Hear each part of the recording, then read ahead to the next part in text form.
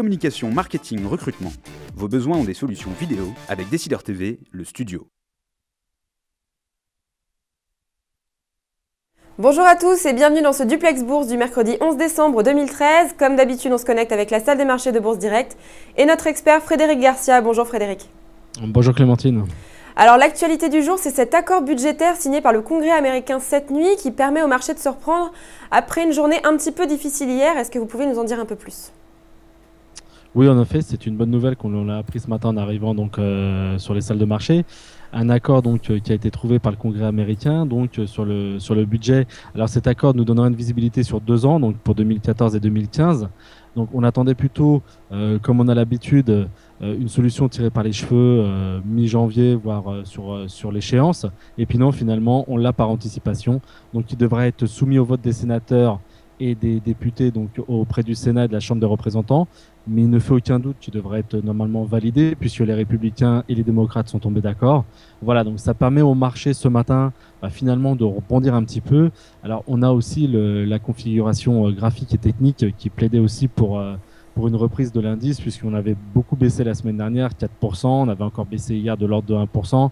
Voilà, donc c'est un élément, donc on va dire que c'est un catalyseur. Souvent on recherche des catalyseurs, c'en est un qui permet donc au marché de se ressaisir. On est en hausse actuellement de 0,6% autour des 4115 points. Il nous en faudra plus pour repasser positif sur l'indice. Mais bon, pour l'instant, on a préservé l'essentiel, c'est-à-dire la zone 4080-4090. Alors du côté de l'analyse technique maintenant, quels sont les supports et résistances que vous allez examiner en particulier ?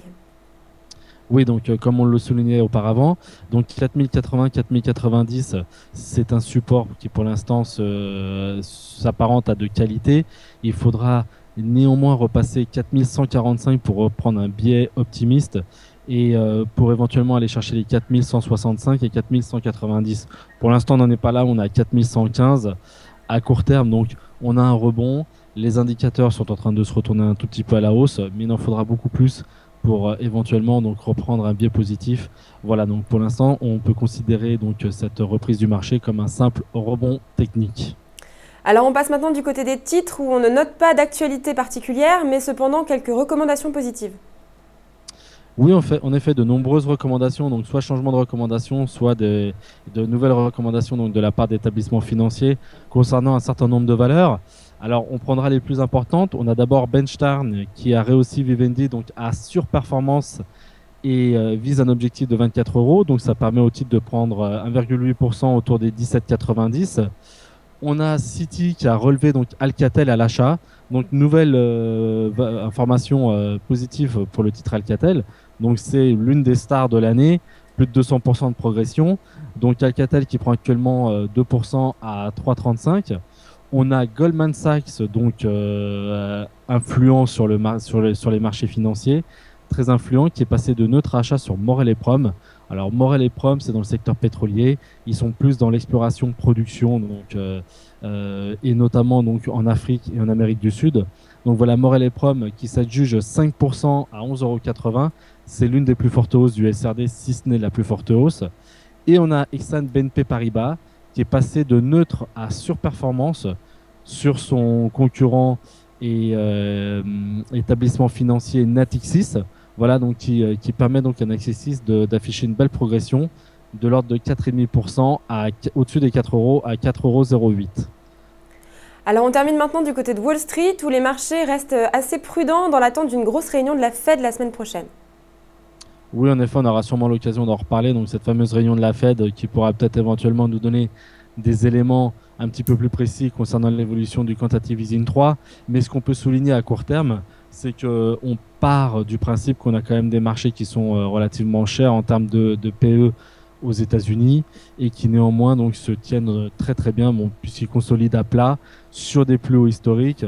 On est au-dessus de résistance importante sur le Dow Jones, les 16 000 points, au-dessus des 1800 sur le S&P 500, indice de référence des gérants. Donc pour l'instant, le marché américain consolide, mais on va dire de manière latérale à plat, sans soubresaut, de l'ordre de 0,2 à 0,3% par séance. C'est pas grand-chose par rapport à ce on a cédé comme terrain. Voilà, des marchés américains qui font preuve de très très belle résistance. Alors hier soir, ce qui est à noter, c'est qu'on a eu des valeurs bancaires qui étaient un tout petit peu chahutées. tout simplement donc par le fait que la loi Volcker avait été votée. Voilà, donc on voulait réguler le système financier, ça passait par là. Donc la loi Volcker qui induit aux établissements banquiers, enfin établissements financiers en général, de réduire donc leur risque excessif qui était pris sur ces marchés-là via des produits dérivés, via toutes sortes de produits donc exotiques. Et, voilà, donc ça passera par là. Donc des titres bancaires chahutés qui ont permis donc aux indices de consolider un tout petit peu, mais voilà, donc avec énormément de modération. Et pour l'instant, on a donc des futurs américains qui plaident pour une ouverture à l'équilibre. On verra peut-être cet après-midi quelle est la réaction donc, des investisseurs suite à cet accord trouvé au Congrès concernant le budget. Voilà, il faut noter que le budget, donc cette année, donc on a eu le fameux shutdown et des coupes budgétaires. Et certains donc commencent à pricer ces événements et partent du principe que ça aurait pu coûter donc au PIB entre 1 et 2%. Donc c'est quand même pas négligeable. Donc cet accord normalement devrait redonner du baume au cœur aux investisseurs. Merci beaucoup Frédéric pour toutes ces précisions. On se retrouve demain comme d'habitude pour un nouveau duplex.